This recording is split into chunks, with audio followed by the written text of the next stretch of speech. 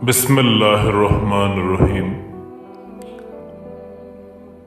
एक भाई ने सवाल पूछा है कि बाल और नाहन काटने की मुद्दत कितनी है और इनकी मकदार कितनी है।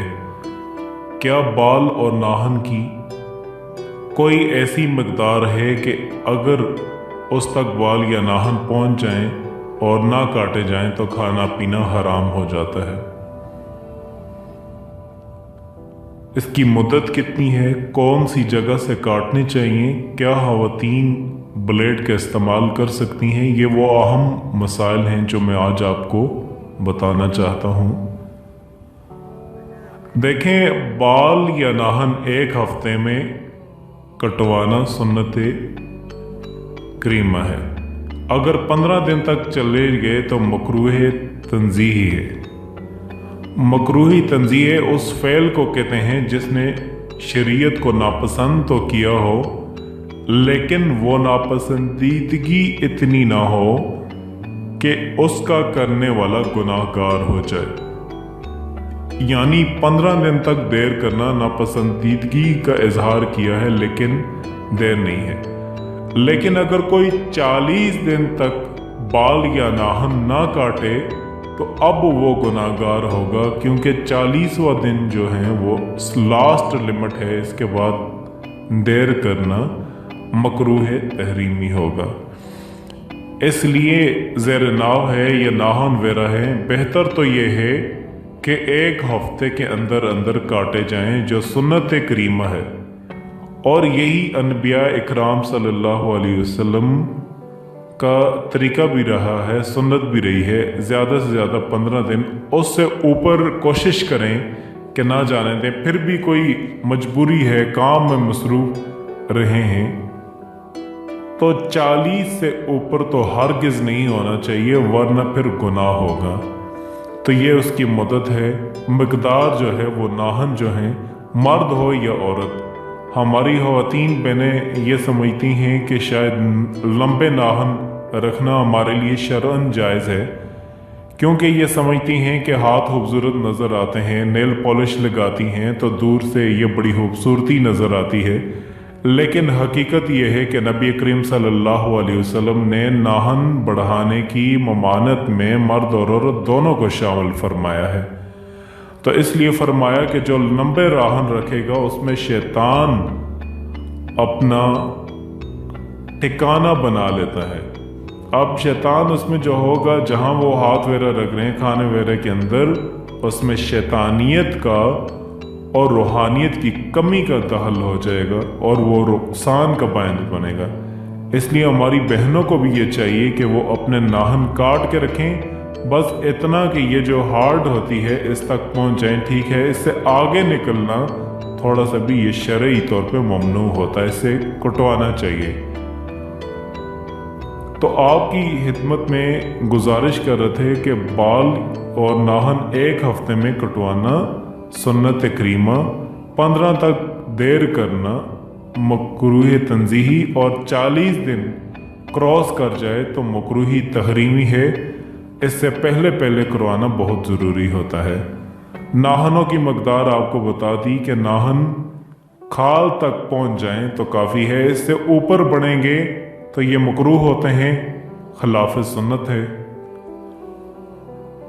और ज़ेर नाव की मकदार ये है कि अमूमन लोग इसलिए बड़े परेशान होते हैं चूँकि इस किस्म के मसाइल हमारे यहाँ शर्म के मसाइल समझे जाते हैं। वैसे हम जो कुछ काम करते हैं, बुराई का काम कर रहे हों, घर वालों के साथ मिल कर के कर रहे हों, लेकिन हमें शर्म और हया नहीं आती, लेकिन मसला मालूम करते हैं तो शर्म आने लगती है। ये अच्छी तरह याद रखें कि नाव के नीचे से सफाई शुरू करेंगे और राने इसमें शामिल नहीं और पीछे का हिस्सा इसमें शामिल नहीं। बाकी जितना नाव के नीचे का हिस्सा है, तमाम हिस्से की सफाई करना सुन्नत करीमा होता है।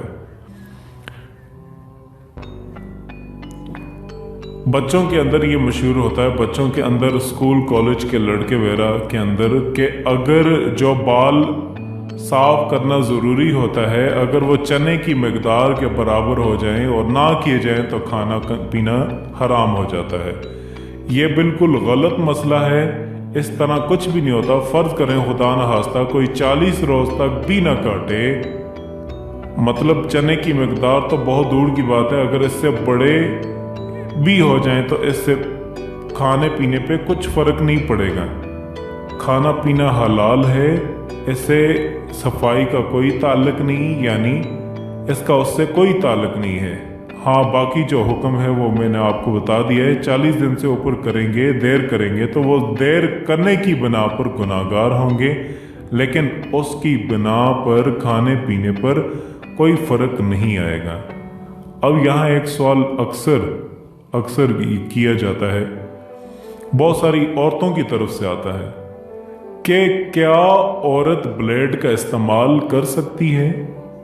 एक सवाल आता है, बहुत सारे लोगों ने भी किया।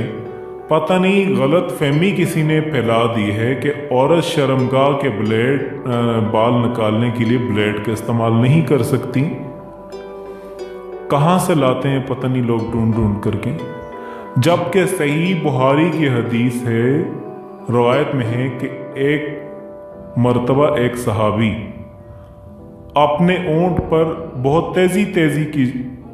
तेजी के साथ घर की तरफ जा रहे थे, तो अल्लाह के रसूल सल्लल्लाहु अलैहि वसल्लम ने फरमाया, क्या बात है, इतनी तो जल्दी नहीं थी घर जाने में। तो कहा, मेरी शादी हो गई है। तो अल्लाह के रसूल सल्लल्लाहु अलैहि वसल्लम ने फरमाया और कहा, औरतों से हुक्म दिया कि तुम्हारे शौहर अगर बाहर से आ रहे हों तो तुम लोहे का इस्तेमाल कर लो, और फिर शौहर से कहा कि तुम घर जाकर अपनी बीवी से हम बिस्तरी करो। तो फिर आप सल्लल्लाहु अलैहि वसल्लम फरमा रहे हैं औरतों के लिए कि तुम्हारा शौहर बहुत दिन बाद घर आ रहा है, लिहाजा तुम पाकी और सफाई और सुथराई कर लो।